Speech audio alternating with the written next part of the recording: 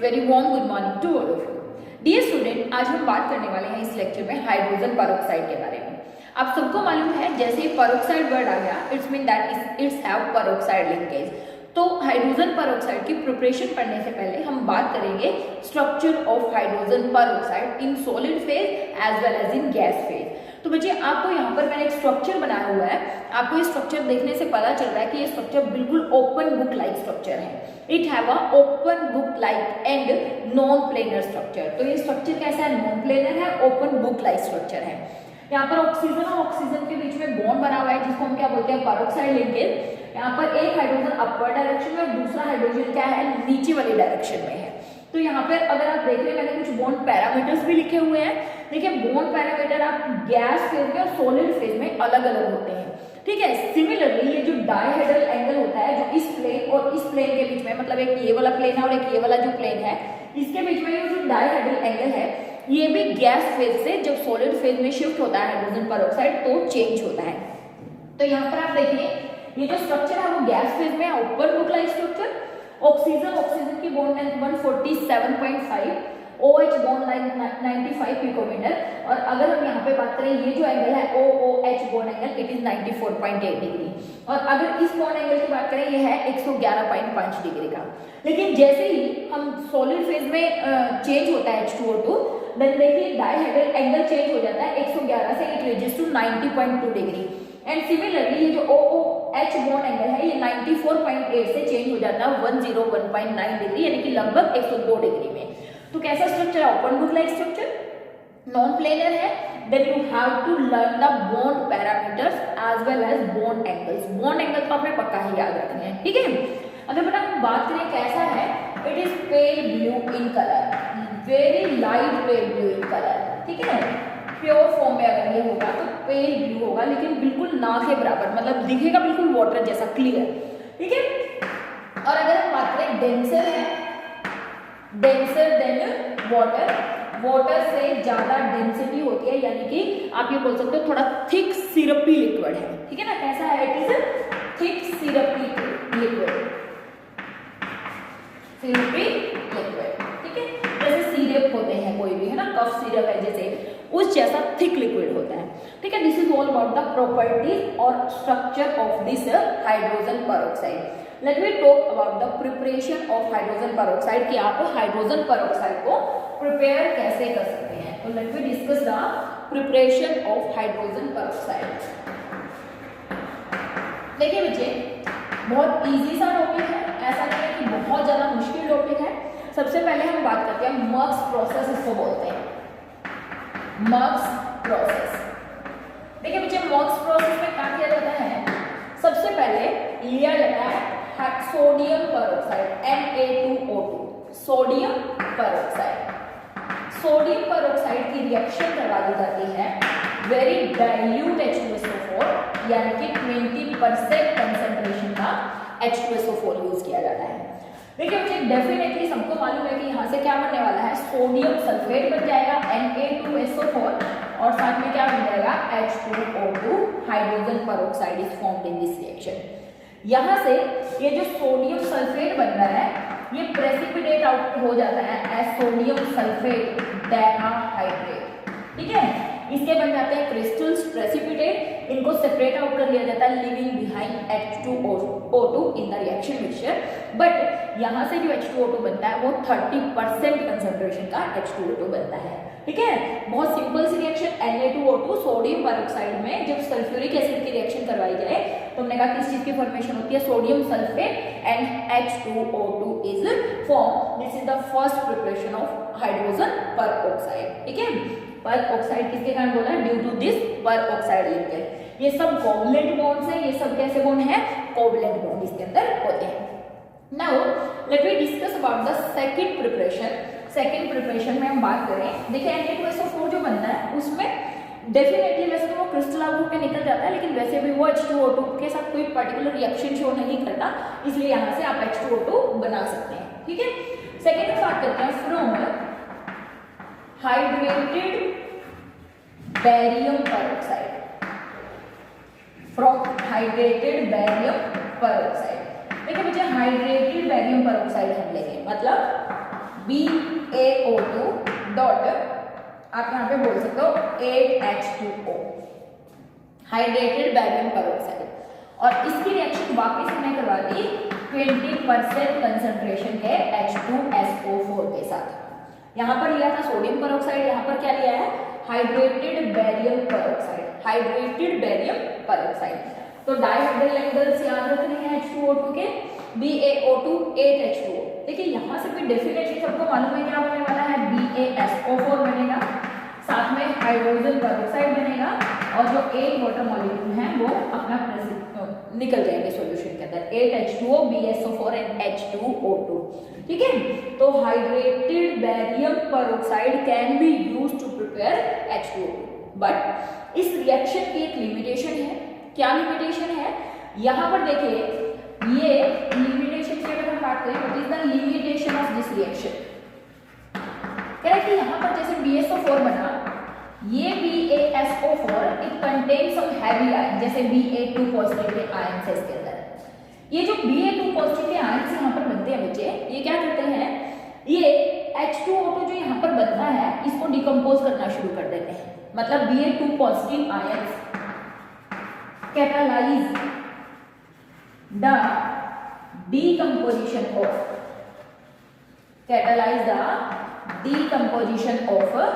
H2O2। And second limitation की अगर मैं बात करूं यहाँ पर, वो क्या कि जो H2SO4 यहाँ पर बनता है वो भी, सॉरी जो H2SO4 हम यहाँ पर यूज करते हैं ये भी H2O2 के साथ कैटलिस्ट की तरह काम करता है और इसको डिकम्पोज करता है। मतलब सेकेंड लिमिटेशन क्या होगी, H2SO4 also catalyze the decomposition of H2O2, decomposition of H2O2। मतलब H2SO4 also act as a catalyst and it decompose H2O2। मतलब इस मेथड का क्या नुकसान हुआ, इस मेथड का ये नुकसान हुआ कि यहाँ से जो H2O2 बनेगा ये can't be stored for long time, stored for a longer time। आप इसको लंबे समय तक स्टोर नहीं कर सकते हैं, क्यों, क्योंकि डिकम्पोज हो जाएगा, है ना, क्यों, क्योंकि ये जो आयन्स हैं ये भी इसको डिकम्पोज करते हैं, H2SO4 भी इसको क्या करते हैं, डिकम्पोज करते हैं। तो एक बार वापस देख लिए, हमने क्या यूज किया, हाइड्रेटेड बैरियम पेरोक्साइड यूज किया, उसकी रिएक्शन करवाई H2SO4 के साथ। हमने कहा यहाँ से क्या बनेगा, बैरियम सल्फेट बनेगा और H2O2 बनेगा और 8H2O। हमने कहा इस रिएक्शन की लिमिटेशन है वो क्या कि यहाँ से कुछ बैरियम के आयन्स, BaSO4 में से कुछ बैरियम के आयन और कुछ हैवी आयन्स भी होते हैं जो H2O2 को डिकम्पोज कर देते हैं। Similarly H2SO4 also act as catalyst, it also decompose H2O2। तो इस प्रोसेस से क्या हानि हुई कि यहाँ से जो H2O2 बनेगा इसको लंबे समय तक स्टोर नहीं किया जा सकता है। ठीक है, फर्स्ट थिंग। एंड सेकेंड, यहाँ पर एक क्वेश्चन और पूछते हैं कि H2O2 अगर आप एनहाइड्रस बैरियम पेरोक्साइड यूज करें तो क्या होगा। मतलब हम क्या बोले यहाँ पर, anhydrous barium peroxide cannot be used in this reaction, in this reaction। Question आ जाए क्यों, एनहाइड्रस बैरियम पेरोक्साइड क्यों यूज नहीं कर सकते हैं। देखिए बच्चे इसका रीजन क्या होगा, देखिए यहाँ से जो BaSO4 बनता है, ये BaSO4 क्या करता है, ये जो एनहाइड्रस BaO2 है इसके ऊपर एक प्रोटेक्टिव लेयर बना लेता है और इसको क्या कर देता है, सारे को सराउंड कर लेता है। अगर एनहाइड्रस यूज करेंगे, एनहाइड्रस की हम बता रहे हैं कि अगर आप एनहाइड्रस यूज करेंगे देन व्हाट हैपेंस। हमने कहा कि एनहाइड्रस में क्या होगा, ये जो BaSO4 यहाँ से बना है, ये BaSO4 क्या करेगा, इस एनहाइड्रस बैरियम पेरोक्साइड के ऊपर क्या करेगा, it make a protective layer over barium oxide, है ना, या बैरियम पेरोक्साइड, जिसके कारण क्या होगा, अब जैसे इसने इसको कवर अप कर लिया, ये फर्दर रिएक्शन के लिए अवेलेबल ही नहीं रहेगा। तो इसका मतलब क्या होगा, रिएक्शन इमीडिएटली स्टॉप हो जाएगी। समझ में आ रही है, ऐसा क्वेश्चन भी हमसे पूछ लेंगे कि क्यों यूज नहीं करते, हम क्या बोलेंगे, because BaSO4 formed in this reaction, it made a protective layer over unreacted barium peroxide and hence stop the reaction और BaO2 is not available for further reaction। तो आगे अवेलेबल ही नहीं रहेगा, तो इसलिए हम यहाँ पर क्या यूज करते हैं, हाइड्रेटेड यूज करते हैं, क्योंकि हाइड्रेटेड जो है इस बैरियम को अलाउड ही नहीं करता किसके पास आने के लिए, बैरियम पेरोक्साइड को के पास आने के लिए, इस BaSO4 को इस बैरियम पेरोक्साइड के आसपास आने ही नहीं देता। कौन, वाटर। इसीलिए रिएक्शन होती रहती है। तो ये दोनों क्वेश्चन अच्छे से याद रखते हैं कि एनहाइड्रस क्यों यूज नहीं करते और हाइड्रेटेड जब यूज करते हैं तो क्या लिमिटेशन इस प्रोसेस में हमें देखने को मिलती है। ठीक है, now let me talk about another modification of this method. तो कहते हैं कि इसकी जगह we can use another acids in place of H2SO4।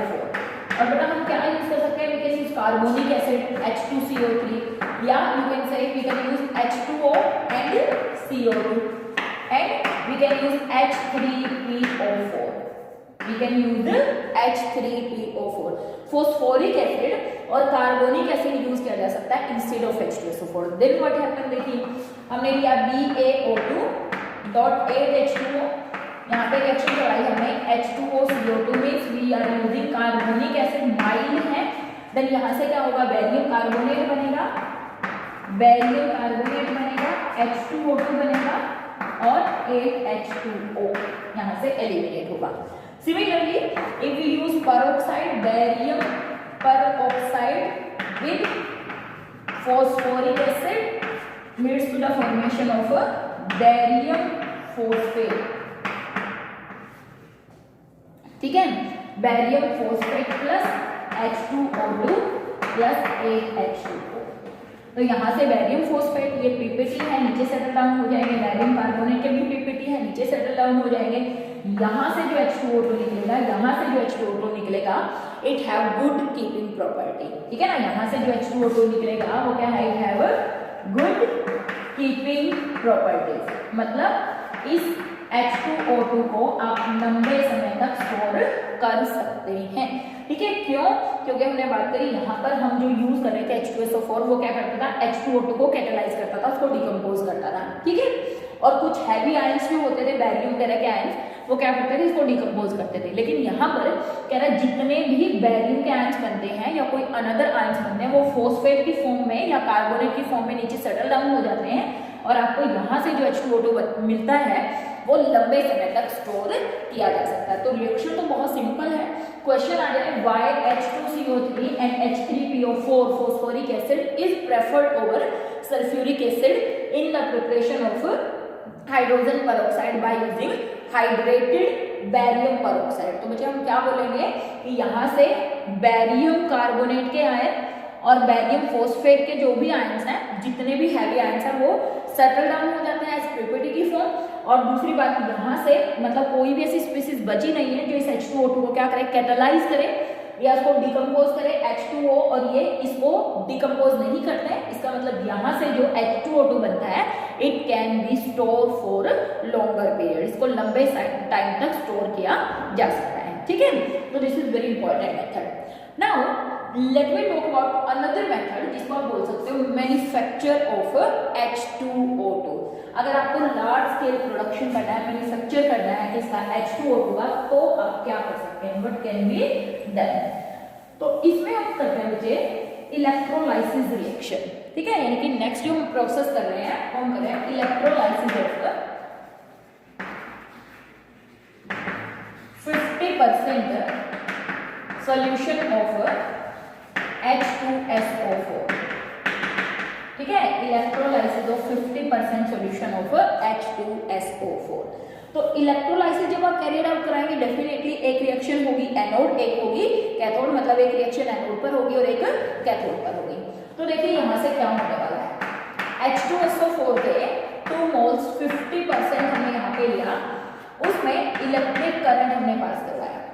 जब इलेक्ट्रिक करंट पास होगा तो ये क्या बनेगा, यहाँ पर 2H पॉजिटिव जो कि मैंने 2 लिए हैं और यहाँ से बनेंगे 2HSO4 नेगेटिव। H2SO4 में से एक H पॉजिटिव निकल गया और एक H बचा हुआ है, तो 2 मोल्स हम लेके चले थे 2H पॉजिटिव और 2HSO4 नेगेटिव यहाँ पर लिबरेट हुआ। देखिए अब क्या होगा, एट कैथोड पर ये 2H positive they take 2 electron and get converted into hydrogen. मतलब कैथोड पर हाइड्रोजन गैस लिबरेट होगी, +1 से 0 में जा रहा है, डेफिनेटली रिडक्शन हो रहा है। अगर रिडक्शन हो रहा है तो कहाँ होगा, कैथोड पर। कैथोड वाली रिएक्शन आप लिखना चाहें तो लिख सकते हैं, नहीं लिखना चाहें तो आप छोड़ भी सकते हैं, क्योंकि हमें बात करनी है रिएक्शन अकरिंग एट एनोड।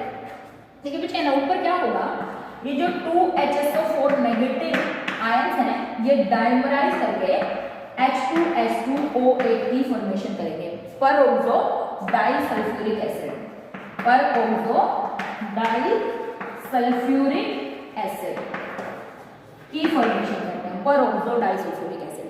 तो एनोड पर ऑक्सो डाइसल्फ्यूरिक एसिड लिबरेट होता है। आप चाहें तो उसका स्ट्रक्चर भी चेक कर सकते हैं। देखिए S डबल बॉन्ड O, यहाँ पर देखिए OH O S double bond O 6 8 है, S double bond O double bond O OH 3 3 6 7 और 8। ये स्ट्रक्चर हो गया किसका, पर-ऑक्सो डाइसल्फ्यूरिक एसिड का, पर-ऑक्सो डाइसल्फ्यूरिक एसिड का। ठीक है, यहाँ से जो पर-ऑक्सो डाइसल्फ्यूरिक एसिड एनोड पर मिलता है उसको एक्सट्रैक्ट कर लिया जाता है, निकाल लिया जाता है एंड देन डाइल्यूट इट, फिर इसको डाइल्यूट कर दिया जाता है।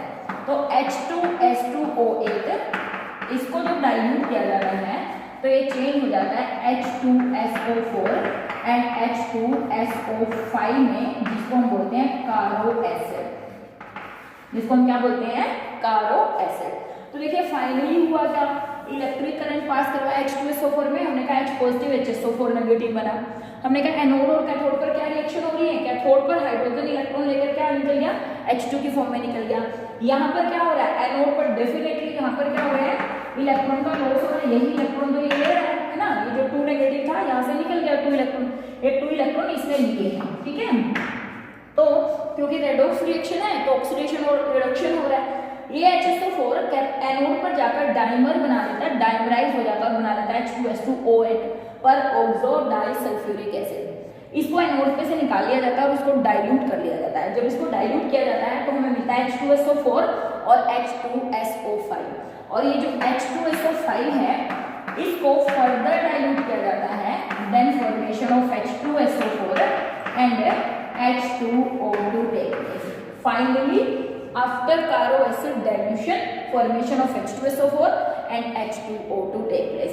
अब यहाँ से जो H2SO4 यूज निकलता है उसको वापस यूज कर लिया जाता है, वापस इलेक्ट्रोलाइज कर लिया जाता है, और इस तरीके से इस प्रोसेस से हम क्या कर सकते हैं, H2O2 कैन बी प्रिपेयर्ड। तो एक बार फटाफट वापस देख लीजिए क्या क्या हो रहा है रिएक्शन में। इलेक्ट्रोलाइसिस बहुत सिंपल सी रिएक्शन है, इलेक्ट्रोलाइसिस करवाया और ये यूज किया जाता है फॉर मैन्युफैक्चर ऑफ H2O2। ठीक है, लार्ज स्केल प्रोडक्शन के लिए अगर हमें यूज करना है। इलेक्ट्रोलाइज करवाया, एनोड पे रिएक्शन हुई, कैथोड पे पर-ऑक्सो डाइसल्फ्यूरिक एसिड। देखिए यहाँ पर हमने कहा एक को बनना है H2SO4 की फॉर्मेशन हो रही है, किसकी फॉर्मेशन हो रही है, H2SO4, और किसकी फॉर्मेशन हो रही है, H2SO5 की फॉर्मेशन हो रही है। तो हमने कहा H और OH हम यहाँ पे जोड़ रहे हैं। देखिए यहाँ पर अगर हम कह रहे हैं H जोड़ दिया और यहाँ पे क्या जोड़ दिया, OH, क्योंकि हाइड्रोलिसिस का मतलब यही तो होता है, एडिशन ऑफ वाटर।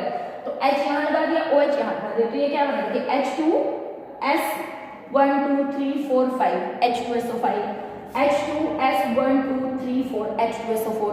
तो जब आप इसको हाइड्रोलाइज करेंगे तो हमें एक तो दे देगा नॉर्मल सल्फ्यूरिक एसिड और एक क्या देगा, कारो एसिड, जिसमें एक ऑक्सीजन एक्स्ट्रा है, और दोनों में ऑक्सीडेशन स्टेट सल्फर की कितनी होती है, +6 होती है, जो कि हम रेडॉक्स में पढ़ चुके हैं। तो इस तरीके से इसको डाइल्यूट करके हमें क्या ऑब्टेन कर लिया जाता है, H2O2 can be obtain. But nowadays this method is further modified.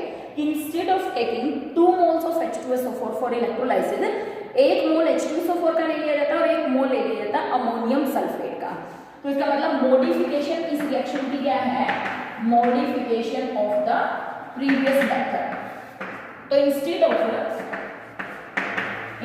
Of 2 moles of H2SO4 क्या कर लिया जाता है, 1 mole H2SO4 and 1 mole ammonium sulfate, 1 mole ammonium sulfate is taken और then it is electrolyzed, देखिए बच्चे क्या होगा, हमने लिया H2SO4 और यहाँ पे क्या लिया, ammonium sulphate, electric current pass किया, करवाएंगे तो यहाँ पर देखिए क्या बनेगा बेटा, अमोनियम हाइड्रोजन सल्फेट के 2 मोल्स फॉर्म हो जाएंगे यहाँ पर। देखिए अमोनियम 2 मोल्स और HSO4 2HSO4 यानी कि अमोनियम हाइड्रोजन सल्फेट। और ये जो यहाँ से अमोनियम हाइड्रोजन सल्फेट बना है ये फर्दर इलेक्ट्रिक करंट की प्रेजेंस में टूटकर 2H पॉजिटिव और अमोनियम सल्फेट की फॉर्मेशन करेगा। ठीक है, और यहाँ से फिर फाइनली देखिए किस चीज की फॉर्मेशन होने वाली है। ये तो देखिए 2H पॉजिटिव फिर से लेंगे 2 electron and get converted into hydrogen. ये तो हाइड्रोजन में चले जाएंगे क्योंकि ये 2H पॉजिटिव यहाँ से निकल चुके हैं, 2H पॉजिटिव HSO4 नेगेटिव। और वहां पर देखिए ये कौन सी रिएक्शन है, कैथोड पर, और एनोड पर क्या होगा NH4 2 डेफिनेटली ये भी 2 निकलेंगे, SO4 नेगेटिव ये किसमें चेंज हो जाएगा डाइमर में NH4 2 S2O8 by mole of 2 electron. ये 2 इलेक्ट्रॉन जो यहाँ से निकले थे वो हाइड्रोजन ने ले लिए, वो रिड्यूस हो गया और यहाँ पे अमोनियम हाइड्रोजन सल्फेट ने क्या बना लिया अमोनियम पर सल्फेट, अमोनियम पर sulphate is form. And finally यहाँ से जो अमोनियम पर सल्फेट बनता है एनोड पर उसको निकाल लिया जाता है और एनोड से इस अमोनियम पर सल्फेट को निकालने के बाद करवा दिया जाता है हाइड्रोलाइज। अमोनियम पर सल्फेट देन हाइड्रोलाइज। जब इसको हाइड्रोलाइज करते हैं तो यहाँ से वापस क्या बन जाता है अमोनियम हाइड्रोजन सल्फेट और यहाँ से H2O2 विल बी लिबरेटेड। यहाँ से किस चीज के देखिए H2 दो निकल गए, NH4 2 यहाँ से 2 निकल गए और यहाँ से जो एक ऑक्सीजन निकला है ना वो ऑक्सीजन H2O2 के साथ निकल जाएगा और किस चीज की फॉर्मेशन होगी formation of H2O2 take place. यहाँ से फिर से इस रिएक्शन से यहाँ पे इसको फिर से यूज कर लिया जाता है, फिर से इलेक्ट्रोलाइज करवा लिया जाता है और फिर से कंप्लीट रिएक्शन में H2O2 का प्रोडक्शन कर लिया जाता है। ये निकला, इसको वापस यहाँ से फिर से इलेक्ट्रोलाइज करवाया, ये बन गया और रिएक्शन क्या होती रहती है चलती रहती है। ठीक है, एक रिएक्शन और यहाँ पर देख सकते हो K2H2O8 पोटेशियम पर सल्फेट को अगर आप D2O के साथ रिएक्शन करवाओ तो यहाँ से D2O2 की फॉर्मेशन होती है, यानी कि ये रिएक्शन यूज की जा सकती है क्या करने के लिए ड्यूटेरियम पर ऑक्साइड का की प्रिपरेशन के लिए। इसके लिए यूज की जा सकती है ड्यूटेरियम पर ऑक्साइड D2O2 की प्रिपरेशन के लिए इस रिएक्शन का यूज किया जा सकता है। तो this is all about methods of preparation of hydrogen peroxide. बच्चे अच्छे से पढ़िएगा, इंपॉर्टेंट मेथड्स हैं, पेपर में पूछे भी जाते हैं।